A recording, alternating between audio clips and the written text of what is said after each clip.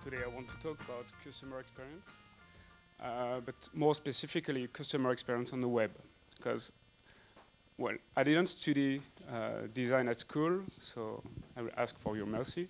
But me and my team managed to do a great, well, not a great, but a big work on design with CapitaineTrain. We have been working on it for 4 years now.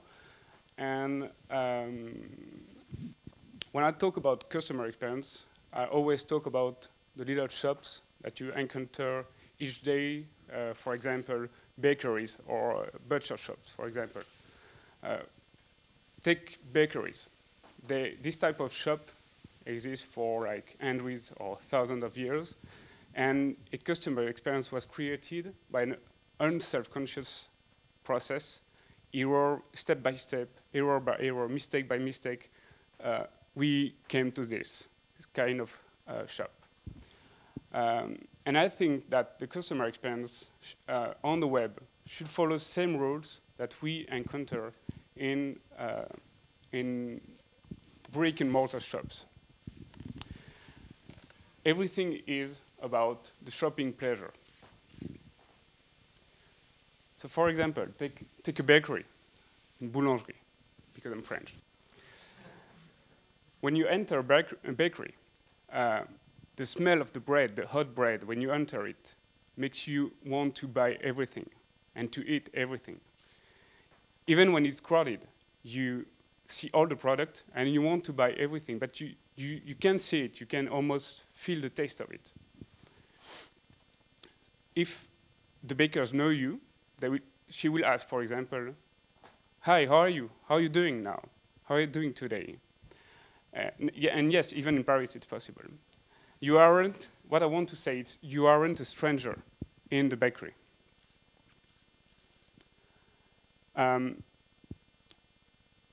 So yeah, on the process of buying bread, for example, when you buy a piece of bread, she will pack it in 2 seconds. Then you will pay, and the process is really simple, and even a 5 years old can understand it. If you take the web, for example, a 5 years old you can't give Amazon, for example, to a 5 years old and ask him to buy I don't know, a toy, for example. So in a bakery, you exit from the bakery and you just experience the pleasure of buying a piece of bread or anything you can find in a bakery. And this is, you experience the shopping pleasure of bakery, of buying a baguette, and you will come back to this exact bakery. Even if it's not in your area, you will come back to this bakery because you love the process of buying a baguette here. So the next question you may ask is why it should be different on the web? Why armies of engineers and designers cannot do the exact same thing that simple bakeries? So my name is Jean-Daniel Guyot. I created CapitaineTrain with 2 of my friends, Martin and Valentin. We created a simple way of buying train tickets. I won't explain what CapitaineTrain is. I rather explain our design process, and you can try it on the web. The question we ask ourselves is, why should it be so difficult to buy a train ticket? Because for those who don't live in France, it was kind of a nightmare. And that's the exact same thing in other countries, in other European countries. And the answer to that is, this is all about design. This is our point of view. So as a lot of people working in design, I tried a lot of methodologies to design things. And I studied a lot of concepts. But I realized that at some point that the real strength of a methodology wasn't in the methodology itself. It was in the fact that this methodology brought you to the consciousness of designing. I'll say it differently. no matter what is the methodology is, what is really important is to be fully conscious on what you do. This is, for now it's theory, but I will give you some examples. I love the work of Christopher Alexander. If you never read a book of him, you really should. Because he set a methodology that is very, very simple, and so simple that you may say that it's dumb. But in fact, this is very powerful. And this brings you to consciousness, to design consciousness much more easily than others. So let's take an example. For example, you want to design a form that is a hammer. A hammer, you know what it is, and you need to set the constraints on the form so that you can design it really easily. For example, you can set a constraint that is it must fit well in your hand, and it must be accurate, and it must be resistant to a lot of stuff, like chemical stuff or anything. Those constraints that you define will set the form that you will be designing after that. I will show you a few examples of bad constraints when designing a product or a startup. So, for example, maximize the margin is bad constraint, because you won't focus on the product, you will focus on maximizing the margin. I'll take some other example. You could design something for getting good reviews from your management. You could design a startup or start a startup to work with your friends. You could start a project to change the world. You want to do one thing but do it well because you learned that it was a good thing to do. Or you could want to destroy the competition. All those reasons seem dumb, but they are in fact applied in an unconscious, unself-conscious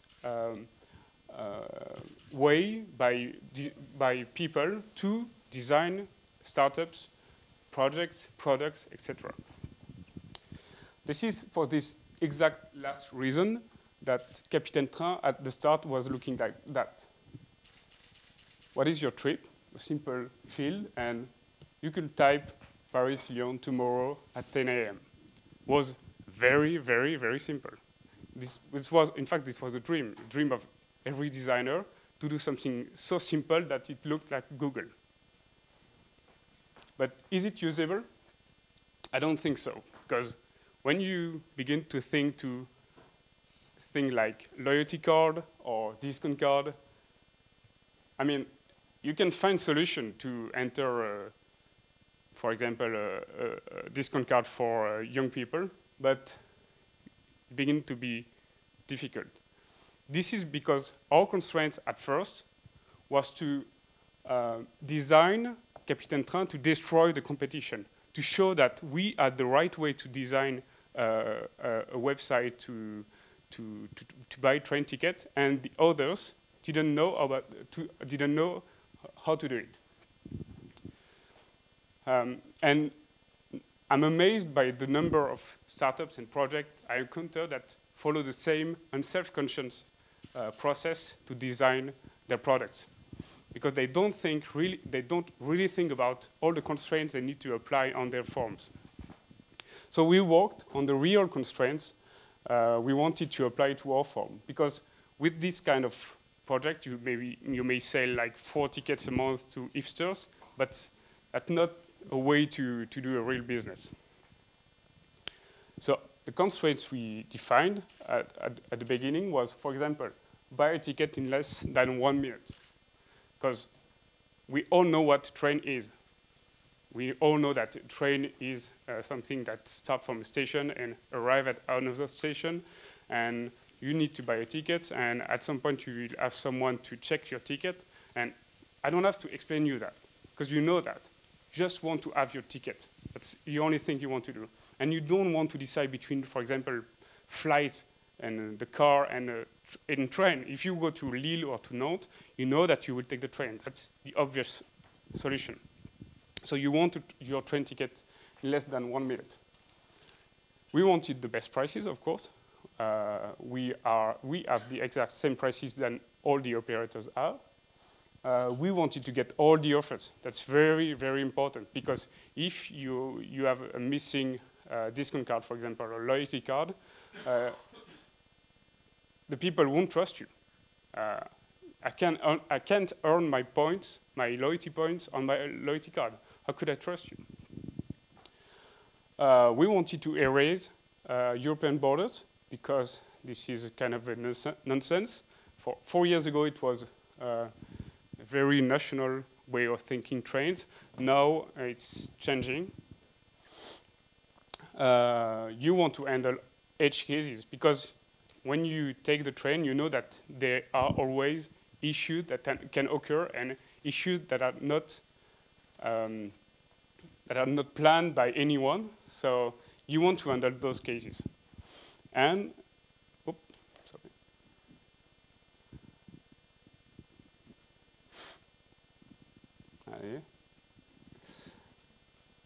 and you want users to be happy. This is the most important thing. You want them to be happy, so they come back to your website and you earn money. This is the exact same thing than bakery. This is the exact same process. So the secret is doing a great customer experience is simply, but it's very hard. It seems simple, but it's very, very hard. It's finding and taking care of customer constraints and nothing else. Not your constraints, not your company constraints, or nothing else than users' constraints. So this is simple, but if it was so simple, why so many business models are based on displaying ads, for example, which are not focused on the user or your customers? So as a designer, I think that you simply should find the good constraints, eliminate the wrong constraints, find solution, and adjust the form to those constraints. And that's the hard part, because all those constraints can be linked together, and you need to find the right constraint you need to apply on the form. And you need to get feedback and iterate on it, of course. The good news is you don't need to revolutionize anything. Designing is not about revolutionizing things. It's about finding the good constraints and just adjusting the form to those constraints. That's the hard part. So let's go back to the customer experience and take a few examples. For example, selling a ticket in less than a minute. Seems easy, but you need to minimize the brain effort, and that's the hard part, and that's exactly what Paulin told you about. This is mostly about copywriting. This is about giving the right amount of information at any point that the user needs, and nothing else. That's why CapitaineTrain, if you look at it, is very, I mean, it's the number of information you can see at some point is really small. And we did a lot of work on memory. The idea is to be able for the user to use, for the customer to use the website as with his with his subconscious. If you look at when you drive a car, for example, when you need to go to the left, you push on the button to go to the left, but you don't think to it. And even more, you don't remember that you need to push on this button to turn left. And that's the exact same thing we need to do. If you don't give, if you give just enough information at some point, the user won't have to use all this memory and all this thinking to do an action. And you need to do tough choices. For example, on CapitaineTrain, we decided that there will be no web pages. That's kind of a weird choice, because on the web, the classical way to do a website is to do web pages. But as we wanted to do a tool, we wanted to do, we wanted that between the action and the effect of the action, there would be no blank page or reloading thing or anything that could make you think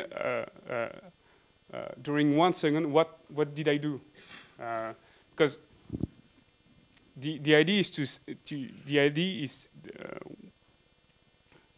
you always say out of mind, out of sight, out of my mind. And when you don't see something, you don't think to it, and you can't remember what was the action you did and the effect. You need to think about what you did to see the effect. Our business model, there is no ad on CapitaineTrain because there is. We designed the business model for the happiness of our customers. We take a commission on train tickets, so the more we are selling, the happier our customers are, and the more money we make. And that's a good process. And we didn't want, if you put ad on a website, you sell ads, and you need to get to the limit of what the customer want to experience with ads. And that's another thing that's not focusing on the product. And for example, all our tickets are e-tickets. So that seems weird maybe for foreigners, but in France, all tickets are not e-tickets. And they are classic paper tickets. And we forced, when we could, the e-tickets. And it was a tough choice because it was good for the customer because the exchange processes and when we needed to refund things and etc. are really quicker, but you can't resell your ticket when you have an e-ticket, and that was a tough choice to do. But all those efforts worth it, because today we have 70% of recurring customers. So when you try CapitaineTrain, you can't rewind and go back to a lower customer experience. And that's really what we wanted to do when doing CapitaineTrain.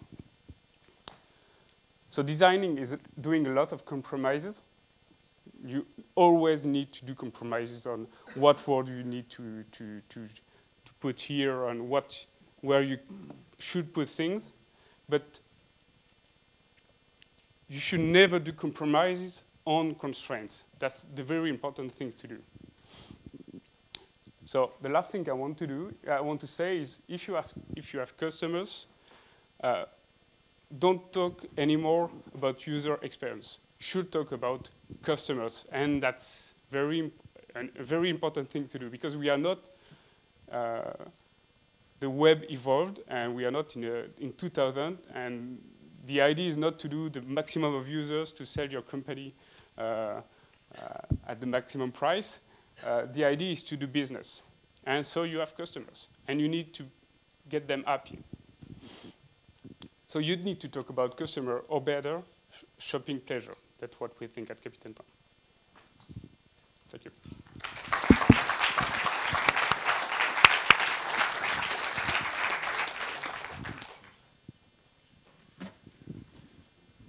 So should I rename the event Customer Experience for Startups? Some people have most of the... Can you restart? Well, a lot of startups have users, but the majority of them have customers, so they should speak about the customer, I think. When you showed your first example with the sentence, like this is what a human will type to obtain his train ticket, when you see the last interfaces that are very well known, so you have Facebook graph search and also the way like Quora frames its question, these are becoming kind of a norm. Do you think you could go back to that, or you think it was just your first attempt and this is not going to change? This is always a question of context. The context for Facebook is maybe the right to do it, but with the complexity of train tickets, where you have loyalty cards, discount cards, skaters, a lot of carriers, well, you have a lot of things. We ended removing this kind of way of trying to design the interface because this just didn't work. It worked for simple cases, but not for most of the cases. Hi. Oh yeah, of course. Yeah, of course. Yeah, we are building an iPhone app and an Android app, of course. Hi, sorry. It's term of marketing strategy. How do you get people to know your application? For now, we started like 2 years ago, in fact, in the beta version. We allowed people to send invitations to each other, and this worked for 1 year and a half. 1 year and a half, and we were growing normally, just with invitation, just with people speaking to each other. Just between friends of you. Yeah, and now we'll try other solutions to get more customers. But for now, it was and it proved that our model was working.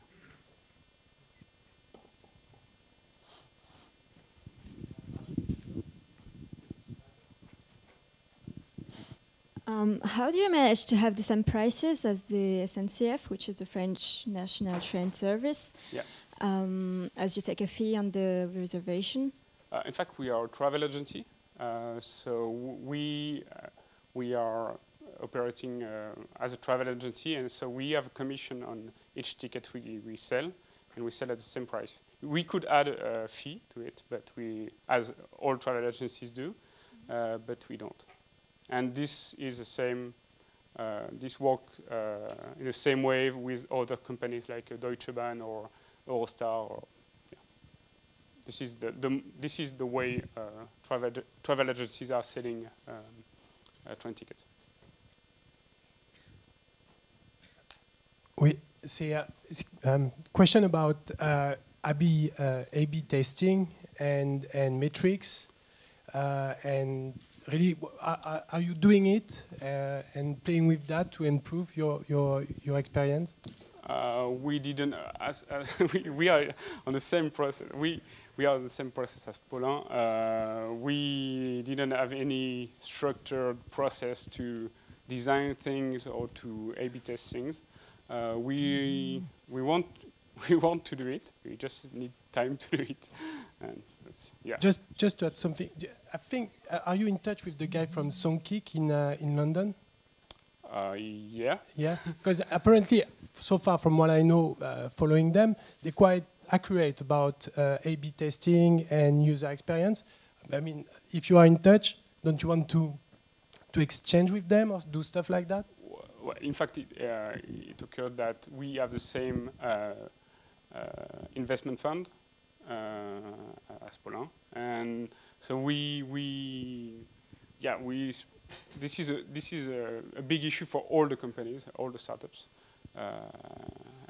but you can't do it at start. You need to go with your feelings and what you feel that the best way to do it, and because A/B testing is micro-optimize things, I think, and you will maybe earn like 1%, 2%, 5%, but that's not the real issue.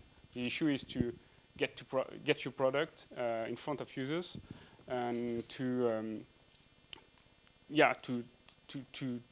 bring your product to life. That's the main thing you need to do, and then you can optimize things. But that's not the first thing you should do. Hi.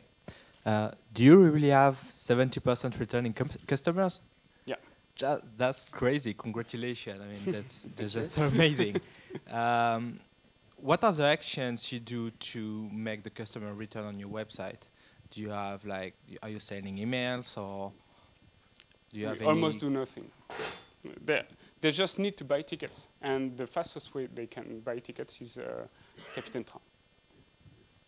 And we have a lot of companies. We are buying tickets through CapitaineTrain. We have a lot of people just using it because it's faster. That's the only thing. And we have good customer service too.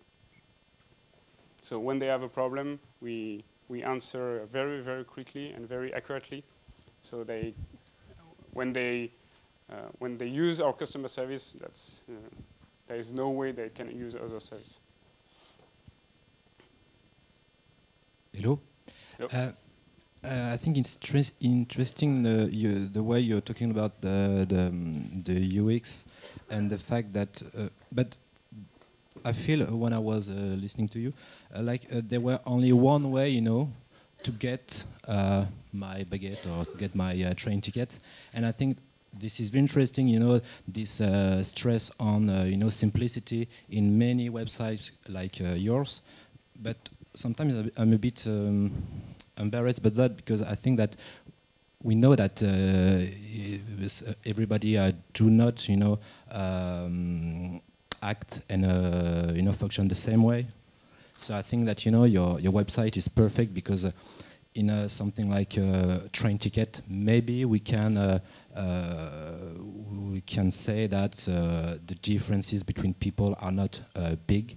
But I think on some other type of sites, it could be very a bit, one single brain, one single mind, and some people could be a bit upset by that. So I just would like to know if you already, integrated, the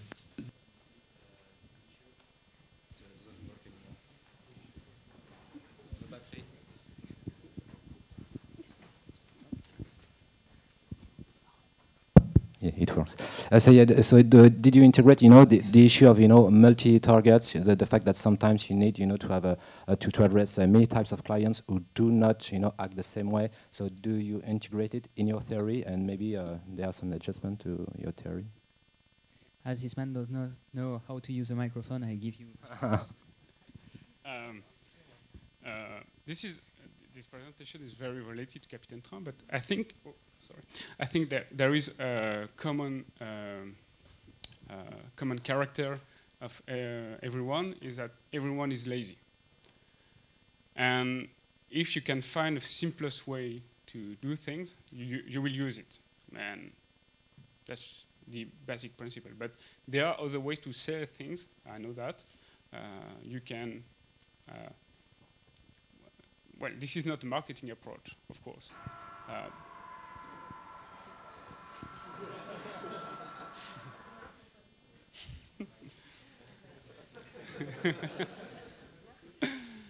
Okay, so this is not a marketing approach because we are not dividing people into, I don't know how to say that in English, but yeah, the common thing, the common character of everyone is that you have a natural way of choosing the simplest way to do something. That's just what we wanted to show. And another thing is that, speaking of the train business, we analyzed that almost no one was really selling train tickets. All the others websites were selling ads or selling travels or selling trips to, I don't know, Tahiti, but they were not focusing on trains because the margins are not so big. You need to sell a lot of tickets. And at the end, the customers know that because you are not focusing on the user experience. How can you explain that then Voyage SNCF and Expedia won't do the same thing like you? Their strategy is like the same. They want to spend tickets. So how can you explain it? This is the exact same thing I just said. We are not on the same business model. That's the only thing that is different between us, but that's a huge, huge, huge difference. Because when your first job is to sell ads, and your second job is to sell trips to Tahiti, or you're not focused on selling Melun Paris train tickets. You think they do more business by selling ads during the search than commission for tickets? You go where your margin is, and that's exactly the issue here. Thanks. Hi. When you talked about constraints, you said there are good constraints and bad constraints. And so how do you differentiate the good constraints from the bad constraints? Yeah, actually, that's the hard work to do. And that's, well, there are obvious bad constraints. But the idea is to be conscious of the process. I think this is the whole idea. Because when you're not conscious of that, of the constraints, of the importance of the constraints, you have you may choose constraints that you did not decide. And for example, working with your friends is the constraint I meet everywhere.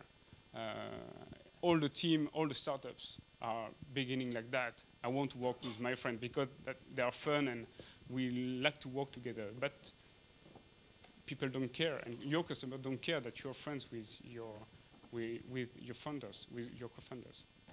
And yeah, this is the hard work. The hard work is to choose between the bad and the good constraints.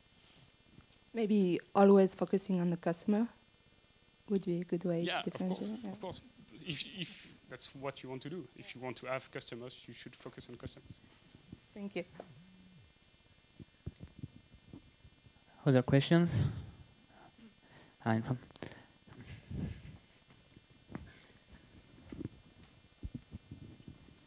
Can you justify your choice by not selling e-tickets? Just e-tickets, because as you said, it prevents you from reselling it. And I think like when you see how the website Troc des Trains just exploded, it's just, and also you said that it's difficult to buy train tickets. I think it's more difficult to buy plane tickets than train. The SNCF and Eurostar website are pretty easy to use.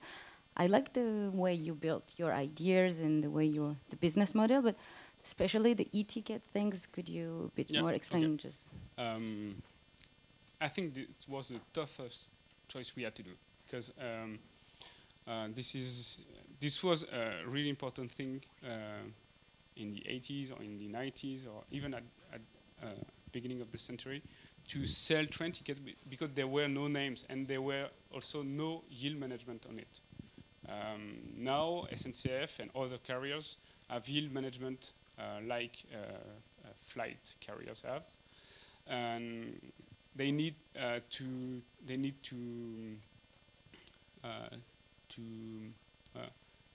will be the common rule that there is no way to sell train tickets to resell train tickets to other people like for planes, for example. You can't resell plane tickets, and that will be the exact same thing with trains. This is the case. In fact, this was a really French issue, as we wanted to do. We want to be the European reference, so we are not focusing only on France. And this was a nightmare because if you want to refund train tickets that is printed, you need to send it to. You need to send it to the travel agency. Then we need to do paperwork and. That was a nightmare to do, and that was bad for the customer too. And if he was forced to have e-tickets, he just need to click one button and we refund it. And we thought that the obvious choice was to force the majority of our customers to have a good customer experience rather than letting people just resell tickets. And that's really small business, in fact. I'd like to ask a question. I don't know if it's not related to UX. It's related to startups. My question is, when you started, were you a travel agency or were you an affiliation system? Because I've heard about the fact that when you start, you don't have a lot of money, and to become a travel agency, you need to have a great income or a lot of money to start, because it's and how to bootstrap this kind of business. Well, yeah, the rule in France is that you need to have 100k euros just to start a travel agency. That's the basic rule, and there are other rules, and you need to have an insurance and etc. And that was hard to do, but we did. Well, 100k of money is not so hard to find, and the money is on an account, and we can't touch to it. So you will.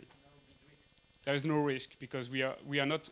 Well, this is the detail, but we are not acting like a travel agency, because we are only selling train tickets, and we are not selling trips to Miami. So the 100k would be used if we had an issue with our company for you to be able to get back to go back to France, and we don't have this kind of issue. So the money for us is just on an account, and we can't touch it. But that's the only issue.